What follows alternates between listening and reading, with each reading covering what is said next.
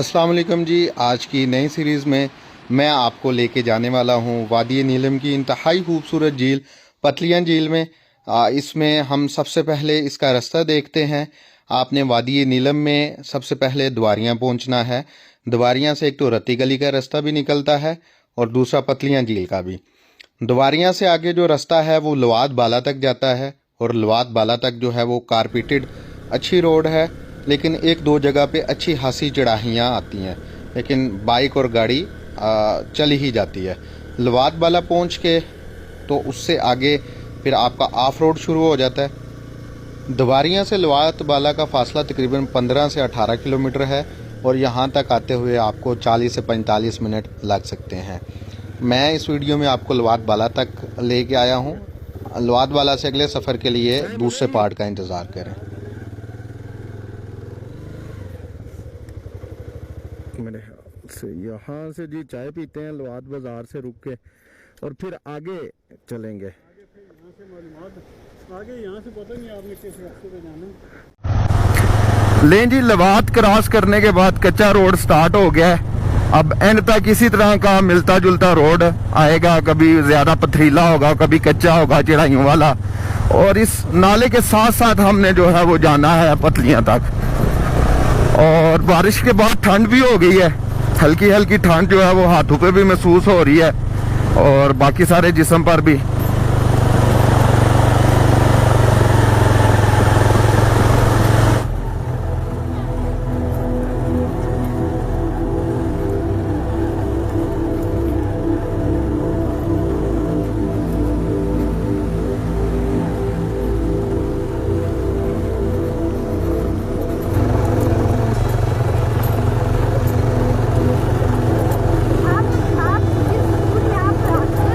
अच्छा, वो 5वीं तक की है, प्राइमरी स्कूल है,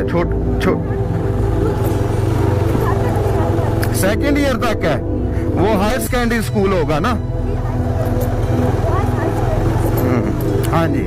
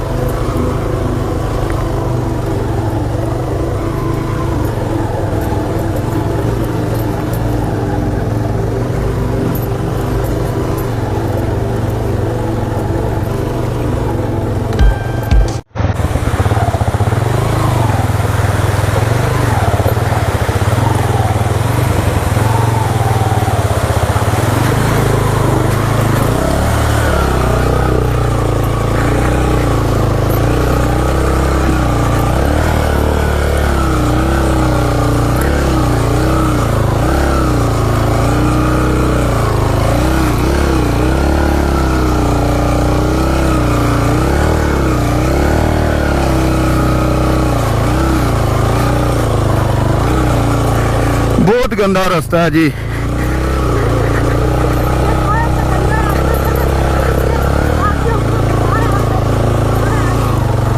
आगे ठीक है रास्ता।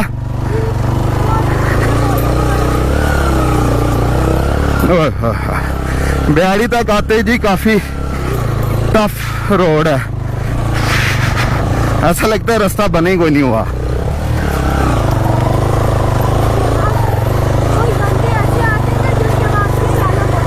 अच्छा,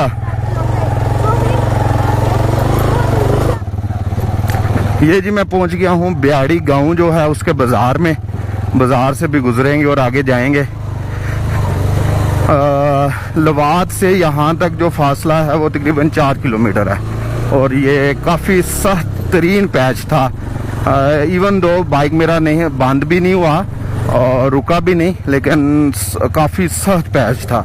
अगर दो बंदे हों तो फिर पिछले बंदे को 100% उतारना पड़ता है।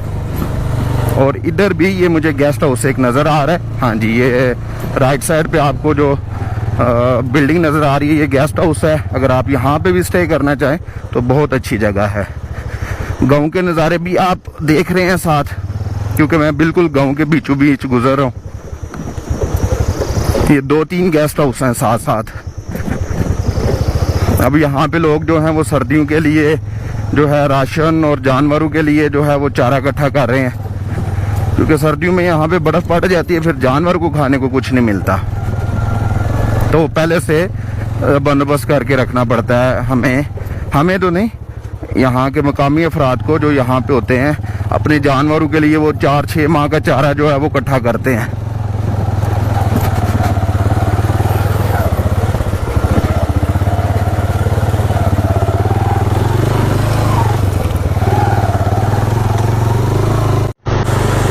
इस रास्ते की एक खास बात ये भी है कि इसमें काफ़ी बड़ी बड़ी वाटर क्रॉसिंग आती हैं।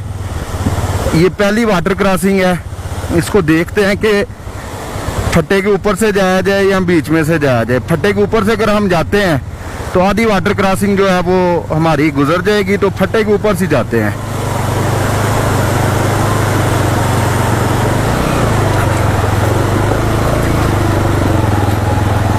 ये बिल्कुल वैसी वाटर क्रॉसिंग है। अगर आप नूरी टॉप पे गए हुए हैं तो नूरी टॉप के रास्ते में भी बड़ी बड़ी वाटर क्रॉसिंग आती हैं। अभी इसके रास्ते में 1-2 और वाटर क्रॉसिंग आएंगी जो काफ़ी बड़ी हैं।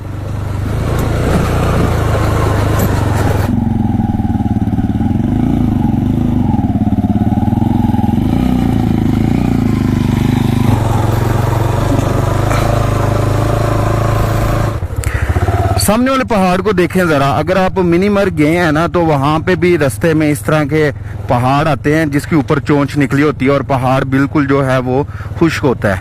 वहाँ पे भी बिल्कुल ऐसी पहाड़ है। तो यहाँ पे मुझे उसकी सिमिलर कॉपी मिली है।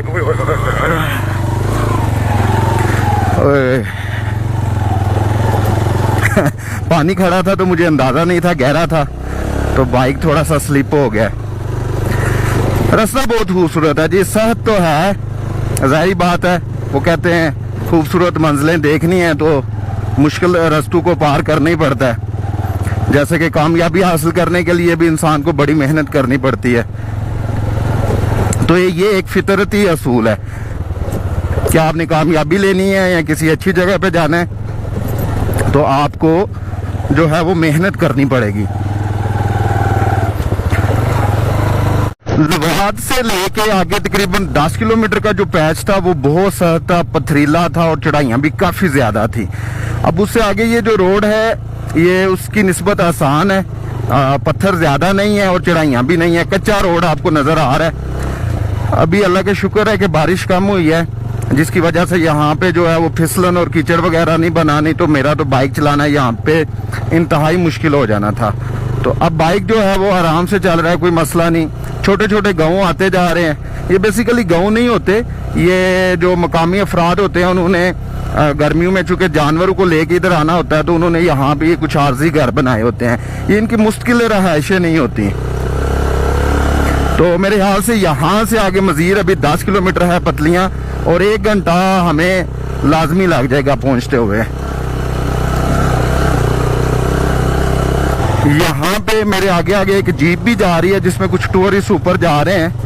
और लवाद में जब मैं रुका हुआ था तो वहाँ पे मुझे बता रहे थे मकामी अफराद कि सुबह के वक्त काफ़ी बाइकर्स भी और काफ़ी जीप्स भी गई हैं ऊपर।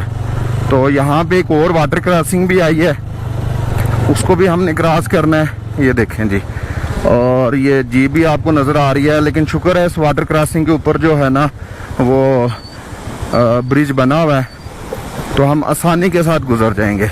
ब्रिज है आर्जी।